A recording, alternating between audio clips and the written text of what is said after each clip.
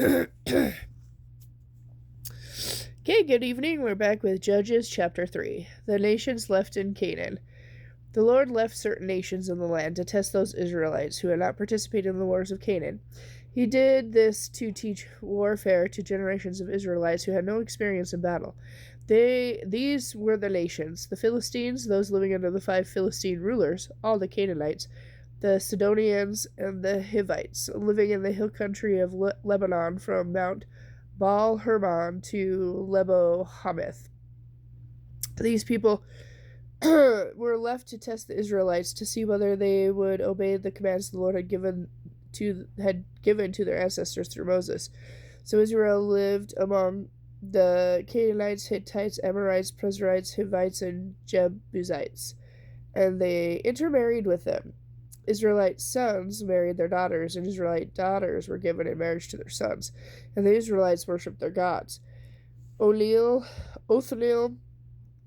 becomes Israel's judge. The Israelites did what was evil in the Lord's sight. They forgot about the Lord their God, and they worshipped the images of Baal and Asherah poles.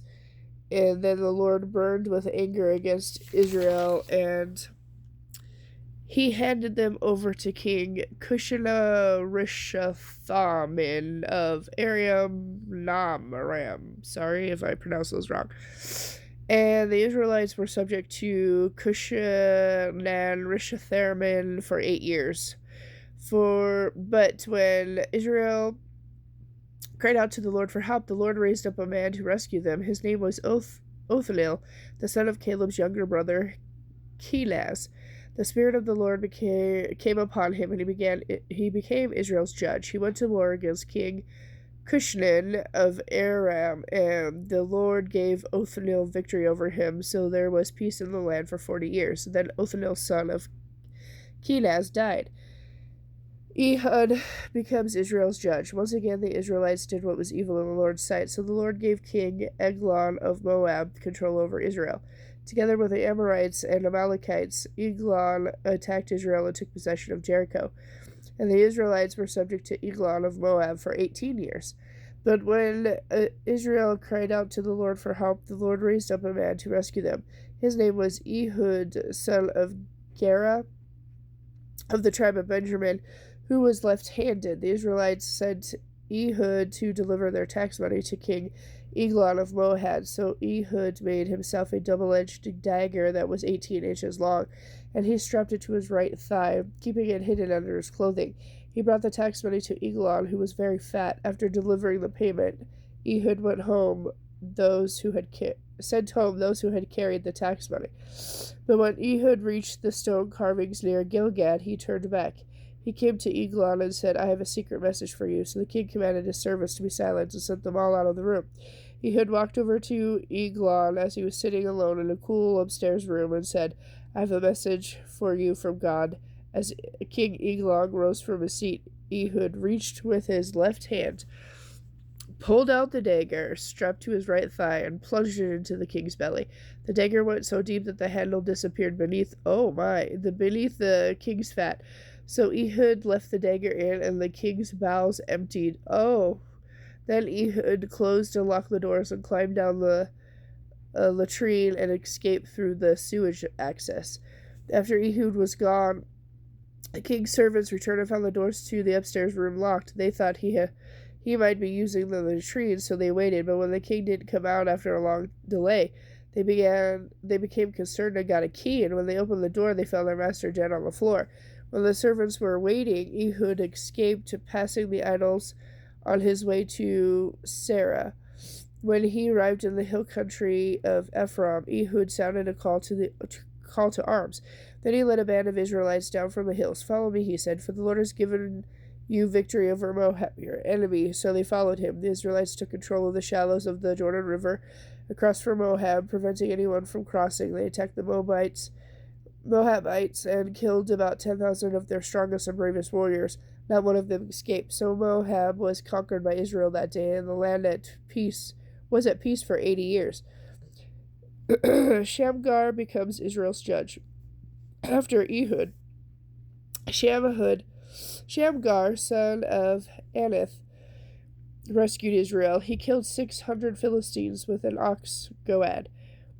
Judges chapter 4. Deborah becomes Israel's judge. After Ehud's death, the Israelites again did what was evil in the Lord's eyes, so the Lord handed them over to King Jabin of Hazor, a Canaanite king. The commander of his army was Sisera, who lived in the Harosheth Hago, whatever. Sisera had 900 iron chariots, ruthlessly oppressed the Israelites for 20 years. Then the Israelites cried out to the Lord for help. Deborah, the wife of Lapidoth, was a prophet who had become a judge in Israel. She would hold court under the palm of Deborah, which stood between Ramah and Bethel in the hill country of Ephron, and the Israelites came to her to settle their disputes. One day she sent for Barak, son of Abinam, who lived in Kadesh in the land of Naphtali. She said to him, "This is what the Lord, the God of Israel, commands you. Assemble 10,000 warriors from the tribes of Naphtali and Zebulun and Mount Tabor. I will lure Sisera, commander of the Jabin's army, along with his chariots and warriors, to the Kishon River. There I will give you victory over him."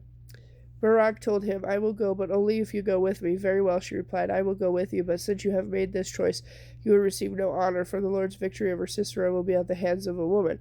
So Deborah went with Barak to Kadesh. At Kadesh, Barak called together the tribes of Zebulun and Naphtali, and 10,000 warriors marched up with him. Deborah also marched with them.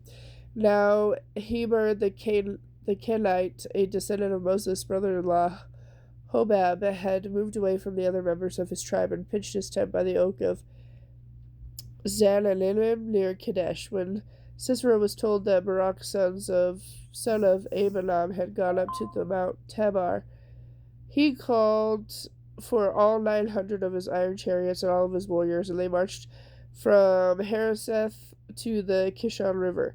Then Deborah said to Barak, "Get ready. Today the Lord will give you victory over Sisera, for the Lord is marching ahead of you." So Barak led his 10,000 warriors down the slopes of the Mount Tabor into battle. When Barak attacked, the Lord threw Sisera and all his chariots and warriors into a panic.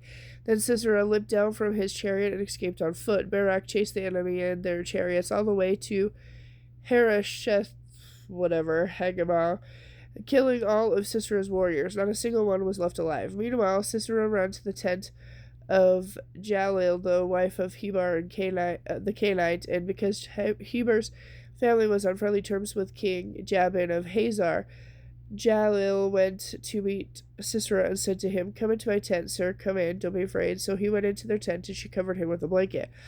"Please give me some water," he said. "I'm thirsty." So she gave him some milk to drink and covered him again. "Stand at the door of the tent," he told her. "If anyone comes and asks you if there is anyone in here, say no." And when Sisera fell asleep from exhaustion, Jalil quietly crept up to him with a hammer and tent peg. Then she drove the tent peg through his through his temple and into the ground, and so he died. When Barak came looking for Sisera, Jalil went out to meet him. She said, "Come, and I will show you the man you are looking for." So he followed her into the tent and found Sisera lying there dead with the tent peg through his temple. So on that day Israel saw God subdue Jabin, the Canaanite king, and from that time on Israel became stronger and stronger against King Jabin until they finally destroyed him. Okay, and with that, I'll be back later with chapter 5.